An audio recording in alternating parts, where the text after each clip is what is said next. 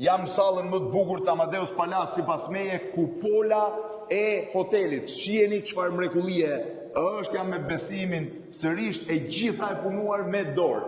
Keni stemat e familjeve senjoriale shqiptare, po të shihni pra Balshet e Vlorës, Muzakat, Kaltopia, edhe Kastriotët në këtë drejtimin. Këtej keni anijen Libur në Ilire, një kështjell Ilire dhe një luftëtar Ilir. Këtu në qendër çfarë do ketë besim? Këtu në qendër do jetë një abazhur i madh. Abazhur i madh, Murano? Murano është 3 metra 80 i gjatë dhe 2 metra e gjysmë është në diametër. Wow. Po kjo është e gjitha buazëri e punuar me dorë? Kjo është e gjitha buazëri, është dru masiv.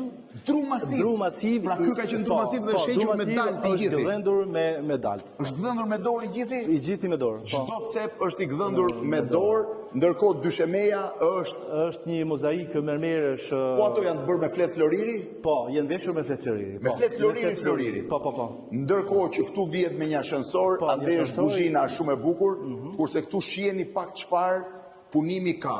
Kjo është salla private, e cila është e gjitha me një mozaik me mermer dhe onyx në anët, është po ashtu një mozaik mermeresh të ndryshëm në qendër, ka kolonat që do jenë kudo të gdhëndura në mermer, onyx dhe lloje të ndryshme mermeresh, dhe shiheni se çfarë kupole ka sipër. Është e pabesueshme kjo. Sa copa mermeri ka këtu? Mbi 350.000 copa kemi. 350.000 copa mermeri të bëra mozaik.